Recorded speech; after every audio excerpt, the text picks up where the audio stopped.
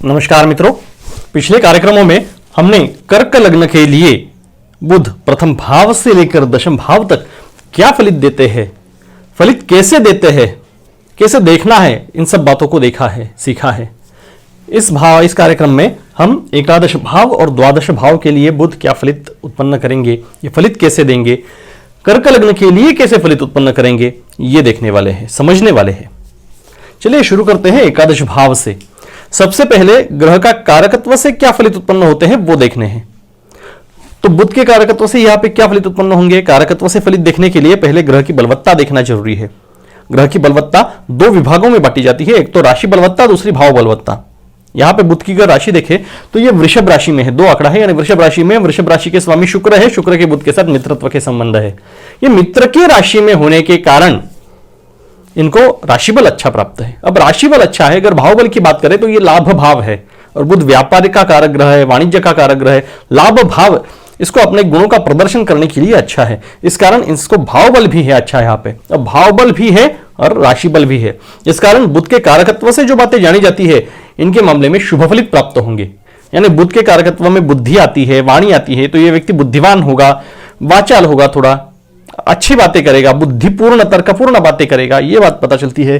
तथा वाणिज्य और व्यापार क्षेत्र में भी अच्छे फलित प्राप्त होंगे, लेन देन के संबंध में भी ये अच्छा होगा, विश्वासु होगा, ये बात पता चलती है।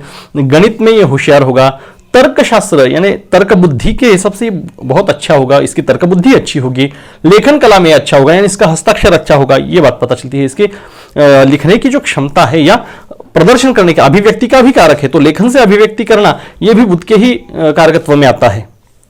तो ये लेखन में अच्छा होगा, हस्ताक्षर अच्छा होगा, अभिव्यक्ति अच्छी होगी, इसकी विचार करने की क्षमता अच्छी होगी, बुद्धिपूर्ण होगी, ये बातें पता चलती है। अब ये तो जाना हमने कारकत्व से, भाव स्थिति से देखना है। अभी पहले कारकत्व से, बाद में भाव स्थिति से। तो भाव स्थिति क्या कहती है, एकादश भाव में बुध बैठ गए, यहां पर बुध शुक्र की राशि में बैठे हैं, इस कारण एकादश स्वामी के जो एकादश भाव के जो स्वामी है ये शुक्र हुए, क्योंकि एकादश भाव में शुक्र की राशि है। अब शुक्र के भाव में, शुक्र के घर में बुध आकर बैठ गए हैं, बुध में और शुक्र में मित्रता है, इस कारण बुध मित्र के घर पर है। अब मित्र के भाव में होने के कारण बुध यहां पे शुभ फलित देंगे, क्योंकि मित्र के घर को वो शुभ फलित दे देंगे। ये तर्क से जान रहा है, ये तर्क है, तो यहां पे शुभ फलित देंगे। तो क्या फलित देंगे, तो देखिए एकादश भाव से जो जाना जाता है उनके मामले में शुभ फलित मिलेंगे, ये प्रथम था जान लिया। तो एकादश भाव से क्या जाना जाता है, एकादश भाव से लाभ जाना जाता है। व्यक्ति को अपने आयु में मिलने वाली इनकम जो है वो भी यहां से देखते हैं, आय इसको कहते हैं, तो इसको इनकम कहते हैं, तो इनकम इस पे देखते हैं, मित्र इससे देखते हैं, एकादश भाव से ज्येष्ठ भ्राता भी देखते हैं, तो इनके मामले में शुभ फलित प्राप्त होंगे। ये तो पहले जान लिया, कैसे फलित प्राप्त होंगे या कहां से प्राप्त होंगे। तो एकादश भाव से लाभ और इनकम देखते हैं, उसको जोड़ दो बुध के साथ, क्योंकि यहां पर बुध है। बुध से क्या देखा जाता है, व्यापार वाणिज्य क्षेत्र देखा जाता है। तो इस व्यक्ति को व्यापार या वाणिज्य क्षेत्र से अच्छे लाभ, अच्छी इनकम प्राप्त होगी, यह बात यहां से पता चलती है। यह व्यक्ति शेयर मार्केट में वगैरह हो सकता है, बुध से दलाली, कमीशन एजेंट के धंधे भी देखे जाते हैं, तो इनसे इसको अच्छे लाभ प्राप्त होंगे, शेयर मार्केट से अच्छे लाभ प्राप्त होंगे, यह बात यहां का बुध बता रहा है। अब यहां से मित्र भी देखे जाते हैं, बुध यहां पे शुभ फलित दे रहे हैं, इस कारण इस व्यक्ति को अच्छे मित्र होंगे। कैसे मित्र होंगे, मित्रों का स्वभाव भी देखिए, यहाँ पे बुध ग्रह है तो बुध के हिसाब से मित्र होंगे। बुध के कारकत्व में बुद्धि आती है, वाणी आती है, यानी बुद्धिमान तथा वाचाल मित्र होंगे। ज्येष्ठ भ्राता का भी यही स्वभाव होगा, ये भी यहीं से देखा जाता है। ज्येष्ठ भ्राता इसी क्षेत्र में हो सकते हैं, बुध के क्षेत्र में, यानी व्यापार में, वाणिज्य में हो सकते हैं। अब ये तो हुई भाव स्थिति से जानी गई बात। भावेशत्व से क्या पता चलता है, भावेश यानी बुध की जो दो राशियां है, एक तो मिथुन और दूसरी कन्या, ये द्वादश भाव में एक है और तृतीय भाव में एक है, इस कारण ये द्वादशेश और तृतीयेश हुए, यानी द्वादश भाव के स्वामी और तृतीय भाव के स्वामी हुए। अब जानते हैं द्वादश भाव के स्वामी होकर, द्वादश भाव के मालिक होकर क्या फलित देंगे। देखिए द्वादश भाव के मालिक है, आगे एकादश भाव में क्या फलित उत्पन्न करेंगे, जोड़ना मात्र है। द्वादश भाव से व्यय देखते हैं और एकादश भाव से लाभ, जोड़िए, व्यय का स्वामी लाभ में आ गया तो लाभ का व्यय करा दिया, तो ये बात है, लाभ में थोड़ी न्यूनता ला देंगे, जो इनकम मिलने वाली है उसमें कमी ला देंगे, ये बात पता चलती है। जितना मिलना चाहिए उतना मिलेगा नहीं, लाभ में बहुत न्यूनता आ जाएगी, ये बात पता चलती है। और एक तरीके से देखते हैं, अगर आप एकादश भाव को प्रथम मान के गिने, क्योंकि एकादश भाव के लिए फलित देखने हैं हमें, तो एकादश भाव को प्रथम मान के गिने तो ये जो भाव है ये द्वितीय आता है, यानी धन आता है, तो उसके धन का स्वामी उसके स्थान में गया, यानी धन का स्वामी धन के स्थान के व्यय में गया, तो धन का व्यय दिखता है। फिर से एक बार देखिए, द्वादश भाव को अगर आप एकादश भाव को आ गया, द्वादश भाव को आप प्रथम मान के गिने तो ये व्यय भाव आता है, और द्वादश भाव जो है एकादश का द्वितीय है यानी धन स्थान है। तो धन स्थान का स्वामी लाभ स्थान में आ गया, तो व्यय किसका हुआ? तो धन का। यहां पे धन का व्यय दिखा रहा है, लाभ में न्यूनता ला देंगे, उसी योग की पुष्टि यहां पर हो रही है। अब यहां से द्वादश भाव से और क्या क्या बातें पता चलती है? तो बंधन पता चलता है, बंधन का स्वामी लाभ स्थान में गया, तो इस व्यक्ति को बंधन योग से बचना चाहिए, क्योंकि बंधन का स्वामी लाभ में गया। बंधन का लाभ कहां से? तो बुध के क्षेत्र से, तो अनीति से बचना चाहिए इस बात की। और कुछ कुयोग हो तो बंधन योग संभव है, अकेला बुध बंधन योग नहीं देगा। यहां से द्वादश भाव से और क्या पता चलता है? मोक्ष देखा जाता है, मोक्ष का स्वामी लाभ में गया, तो क्या ये व्यक्ति जो है ये मोक्ष का लाभ प्राप्त करेगी? बुध भक्ति का कारक ग्रह भी है, तो ये व्यक्ति धार्मिक होगी, ये यहां से पता चल रहा है, क्योंकि मोक्ष का स्वामी है, लाभ स्थान में गया है, तो ये व्यक्ति धार्मिक तो होगी। दृष्टि योग से हम इसकी पुष्टि करेंगे, लेकिन भाव स्थित भावेशत्व से तो ये पता चल रहा है ये व्यक्ति धार्मिक है, क्योंकि अच्छे भाव मिला है उसको। अब बुध की जो दूसरी राशि है कन्या राशि है, तृतीय भाव में है, तृतीय भाव का स्वामी एकादश में गया, क्या बात पता चलती है? तृतीय भाव से पराक्रम देखते हैं, एकादश से लाभ, तो ये व्यक्ति अपने कर्तृत्व से अपने पराक्रम से अच्छे लाभ प्राप्त करेगी। हालांकि व्यय भाव के भी स्वामी है, इस कारण उसमें कमी आएगी, ये बात तो है, लेकिन कर्तृत्व से अच्छे लाभ प्राप्त करेगी जरूर। किस क्षेत्र में? तो बुध के क्षेत्र में, यानी मान लीजिए व्यापार के क्षेत्र में, ये तो देख ही चुके हैं। यहां से छोटे भाई बहनों का सौख्य देखा जाता है, वो आ गए लाभ स्थान में, तो छोटे भाई बहनों से लाभ प्राप्त होगा, ये भी बात पता चलती है। और क्या बातें पता चलती है? यहां से छोटी यात्राएं देखी जाती है, उसका स्वामी लाभ भाव में गया, छोटी यात्राओं का स्वामी लाभ भाव में, छोटी यात्राओं से लाभ, तो ये फलित है। ऐसे तर्क से अगर देखा जाए तो कई सारी बातें हमारे सामने खुल जाती है, कोई बात रटने की आवश्यकता ही नहीं पड़ती। अगर आप एकादश भाव को या फिर तृतीय भाव को प्रथम मान के गिने तो तृतीय भाव के लिए क्या फलित उत्पन्न होंगे ये पता चलेगा। तृतीय भाव को अगर प्रथम मान के गिने तो ये जो भाव है यहां से आगे सातवां आता है, ये 8 और ये 9वां भाव आता है, 9वां यानी भाग्य भाव आता है, तो पराक्रम का स्वामी उसके नवम भाव में गया, प्रथम के यानी लग्न के एकादश में है, लेकिन उस भाव के नवम में है। प्रथम के एकादश होने के कारण पराक्रम का लाभ होगा, या पराक्रम से लाभ होगा, कर्तृत्व से लाभ होगा, कर्तृत्व का लाभ होगा, दोनों बातें सही है। अब तृतीय से इस भाव से नवम में है, इस कारण पराक्रम में इसे भाग्य का साथ मिलेगा, इस बात का पता चलता है। हालांकि ये दो भाव का स्वामी, एक व्यय भाव का और एक तृतीय भाव का, पराक्रम भाव का, और दोनों भावों से जो फलित हमें मिल रहे हैं तो वो थोड़े विरुद्ध है।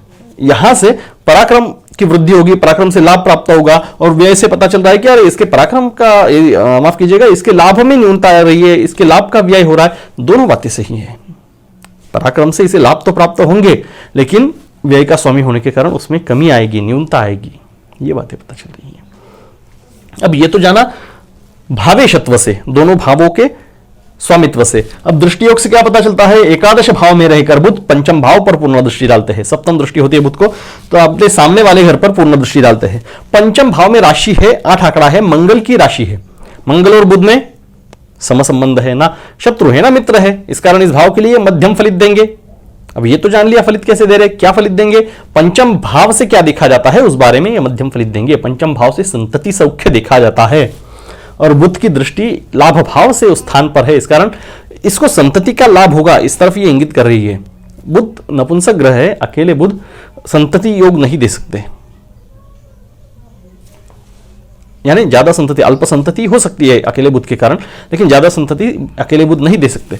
तो यहां से बुध के कारण संतति का लाभ होगा या संतति को लाभ होगा, इससे यह बात पता चलती है, क्योंकि इसके लाभ में बैठ गए प्रथम, यानी ये खुद, और इसके संतति के स्वामी इसके लाभ स्थान में, इसके खुद के लाभ स्थान में बैठ गए, इस कारण इसके संतति को इससे लाभ होगा, या लाभ स्थान से ये संतति स्थान को देख रहे हैं, इस कारण संतति का लाभ होगा। दोनों बातें सही है। यहां से विद्या सौख्य देखा जाता है पंचम भाव से, तो क्या बात पता चलती है? तो ये व्यक्ति जो है ये विद्यार्जन पूर्ण करेगा, इस बात की तरफ ये योग इंगित करता है। बुध की दृष्टि है, बुध बुद्धिमान ग्रह है, इस कारण ये विद्यार्जन पूर्ण करेगा। यहां पर मध्यम फलित दे रहे, ये कोई व्यय भाव में नहीं है, या व्यय भाव का स्वामी है और एकादश भाव में बैठकर पंचम भाव को देख रहा है, तो विद्यार्जन में कुछ बाधाएं जरूर आएगी, लेकिन ये विद्यार्जन पूर्ण करेगा, क्योंकि ये पराक्रम का भी स्वामी है।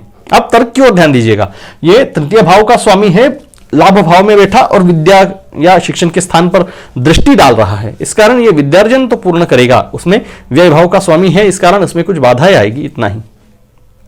किस क्षेत्र में विद्यार्जन करेगा? तो बुध की दृष्टि है, इस कारण बुध का क्षेत्र हो सकता है, यानी व्यापारिक क्षेत्र या वाणिज्य क्षेत्र हो सकता है। यहां से प्रेम प्रकरण वगैरह देखे जाते हैं, प्रणय सौख्य देखा जाता है। प्रणय सौख्य के लिए बुध अच्छा फलित यहां पे देखा, लेकिन प्रेम प्रकरणों के लिए हवा नहीं देगा। बुध स्वयं नपुंसक ग्रह, इस क्षेत्र में यह उदासीन है। ये सारी बातें हमने कारकत्व, भावस्थिति, भाविशत्व और दृष्टियोग से जान ही ली है। अब आगे के भाव को देखते हैं। द्वादश भाव में बुध आ गए तो क्या फलित उत्पन्न करेंगे कर्क लग्न के लिए। पहले कारकत्व से देखने के लिए बुध का बल देखते हैं, पहले राशि बल बाद में भाव बल। तो राशि बल कर देखें यहां पे तो 3 आंकड़ा है, यानी मिथुन राशि है। मिथुन राशि बुध की खुद की राशि है। अब बुध आ गए स्वयं की राशि में, ईश्वर की राशि में, इस कारण इनको राशि बल अच्छा प्राप्त है। अब भाव बल की अगर बात करें तो ये व्यय स्थान है, द्वादश भाव जो है ये व्यय स्थान, घात स्थानों में से एक है। इस कारण बुध को भाव बल उतना नहीं है। अब भाव बल नहीं है और राशि बल है, इस कारण इसके कारकत्व से जो बातें जानी जाती है इनके मामले में मध्यम फलित प्राप्त होंगे, यानी बुद्धि के बारे में, वाणी के बारे में, वाणिज्य के बारे में, व्यापार, गणित, तर्क, लेखन कला तथा विचारों की क्लैरिटी, अपनी अभिव्यक्ति, इनके बारे में मध्यम फलित प्राप्त होंगे।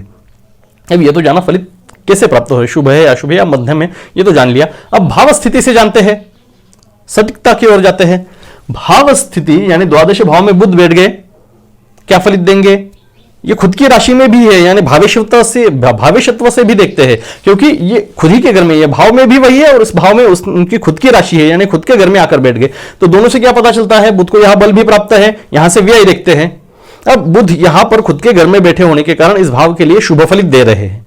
व्यय स्थान का स्वामी व्यय स्थान में आ गया, आप तर्क लगाए, व्यय का व्यय कराया, यानी यह विपरीत राजयोग है। इस व्यक्ति को अपने खर्चे कम होंगे या इसके खर्चे कुछ होंगे भी तो ये औरों से हो जाएंगे अपने आप, इसकी सेविंग अच्छी होगी, इसको विपरीत राजयोग बोलते हैं। तो व्यय का व्यय कराया। और क्या बातें पता चलती है? यहां से बंधन योग देखा जाता है।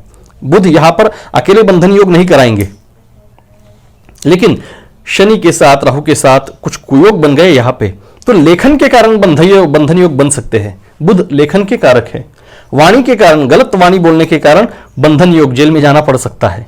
अकेले बुध यहां पे श्रेष्ठ दर्जा का लेखन देते हैं। और क्या बात पता चलती है यहां से? और क्या क्या देखते हैं? तो मोक्ष देखते हैं। मोक्ष के स्थान पर भक्ति के कारक ग्रह बुध स्वगृही होकर, बलवान होकर बैठ गए हैं, इस कारण यह व्यक्ति मोक्षगामी होगी, यह बात पता चलती है। आध्यात्मिक मार्ग में यह लेखन करेगी। बुध लेखन के कारक है तथा यहां से मोक्ष देखा जाता है, यह आध्यात्मिक स्थान है। तो ये जो व्यक्ति है यह आध्यात्मिक क्षेत्र में लेखन करेगी। वाणी का भी कारक बुध है, इस कारण ये आध्यात्मिक बातें बोलेगी, ये बात पता चलती है। कुछ कुछ संन्यास योग की तरफ ये योग इंगित करता है, लेकिन बाकी योग देखने भी जरूरी होते हैं। इस कारण सिर्फ इस बुध का जो फल देखे तो यही फल है। और क्या बातें पता चलती है? यहां से प्रदेश गमन वगैरह देखा जाता है और बुध यहां पर बलवान है, इस कारण प्रदेश गमन योग संभव है यहां पर। तृतीय भाव के स्वामी है बुध। तृतीय भाव के स्वामी होकर भावेशत्व से देखते हैं। भाव स्थिति और भावेशत्व स्थान के लिए देख लिया। अब दूसरी जो राशि है बुध की तृतीय भाव में आती है, उसके लिए देखते हैं।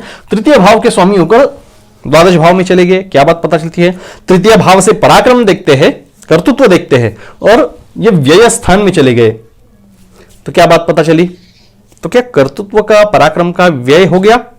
तो कुछ हद तक ये कर्तृत्व में, पराक्रम दिखाने में बहुत सारी बाधाएं ला देंगे, ये बात तो सत्य होगी। और क्या बात पता चलती है? पराक्रम के स्वामी द्वादश भाव में, द्वादश भाव से मोक्ष देखते हैं। और एक तरीके से, एक तर्क से गिना जाए यहां को, तृतीय भाव से क्या फलित प्राप्त होंगे ये गिनने के लिए तृतीय भाव को प्रथम मान के अगर गिना जाए तो तृतीय भाव के सामने जो भाव आता है वो 7वां है। 8, 9 और 10 यानी एक कर्म भाव आ गया, 10वें भाव से कर्म देखा जाता है। अब पराक्रम भाव का स्वामी उससे के कर्म भाव में और बलवान है, इस कारण यह व्यक्ति पराक्रमी जरूर होगी, लेकिन प्रथम के खुद के व्यय भाव में जाने के कारण पराक्रम में, कर्तृत्व दिखाने में बाधाएं आएगी, यह बात पता चलती है। सहजता से यह कर्म नहीं कर पाएगी, लेकिन पराक्रमी जरूर होगी क्योंकि इसके कर्म स्थान में वो है। अब यहां से मोक्ष देखा जाता है, पराक्रम का स्वामी वहां पर मोक्ष के स्थान पर जाकर बैठा है, तो यह व्यक्ति मोक्ष में पराक्रम करेगी, कर्तृत्व दिखाएगी, यानी यह व्यक्ति अध्यात्म में प्रगति अच्छी करेगी, यह बात पता चलती है। पराक्रम के स्वामी होकर बुध मोक्ष स्थान में बैठ गए। बुध लेखन के कारक है, बुध वाणी के कारक है, इस कारण यह व्यक्ति लेखन में, वाणी में पराक्रम करेगी। किस क्षेत्र में? तो यह मोक्ष का स्थान है, मोक्ष के क्षेत्र में, अध्यात्म के क्षेत्र में। यह योग इस तरफ इंगित करता है।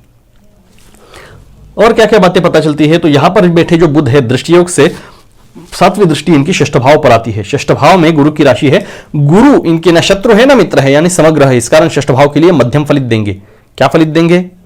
तो षष्ठ भाव से रोग देखे जाते हैं, शत्रु देखे जाते हैं, और बलवान बुध उसको देख रहे हैं। इस कारण ये शत्रुहंता होंगे, इस बात का पता चलता है। शत्रु इससे डरेंगे। किन बातों से डरेंगे? तो बुध से जो बातें देखी जाती है उनसे, क्योंकि बुध बलवान है तो बुध से वाणी देखी जाती है, बुध से लेखन देखा जाता है। तो शत्रु इसके लेखन से, इसकी वाणी से इससे डरेंगे, ये बात पता चलती है। इसकी बुद्धिमत्ता से डरेंगे, ये बात पता चलती है। शत्रु इस पर कभी हावी नहीं हो पाएंगे, क्योंकि बुध पूर्ण बलवान है। और एक तर्क है, व्यय भाव में बैठकर बुध षष्ठ भाव को देख रहे हैं, इस कारण शत्रुओं का व्यय करा देंगे, शत्रुओं की इसके सामने कुछ ना चलेगी, ये बात पता चलती है। अब रोग स्थान के स्थान को, यानी षष्ठ भाव से रोग देखे जाते हैं, उसको बुध देख रहे, तो क्या रोग उत्पन्न हो सकते हैं? तो इस व्यक्ति को बुध से संबंधित, बुद्धि से संबंधित, यानी मज्जा रज्जु से संबंधित या वाणी से संबंधित रोग परेशान कर सकते हैं। तथा यहां पे गुरु की राशि है, गुरु से क्या क्या रोग देखे जाते हैं, गुरु का कार्यक्रम करेंगे तो मैं डिटेल में बताऊंगा, लेकिन इसको डायबिटीज वगैरह हो सकता है, इस बात की तरफ ये योग इंगित करता है। और कुछ कुयोग हुए तो न्यूमोनिया तक हो सकता है। वो कैसे देखते हैं, रोग कैसे देखते हैं, रोग स्थान के लिए भी एक कार्यक्रम अलग बनाएंगे, उसका भी तर्क देंगे, कुछ भी रटने की बात नहीं है।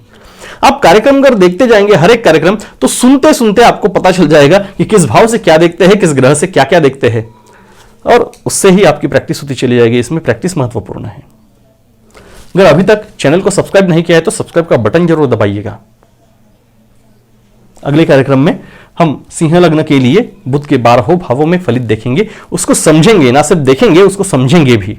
आज के लिए इतना ही। नमस्कार।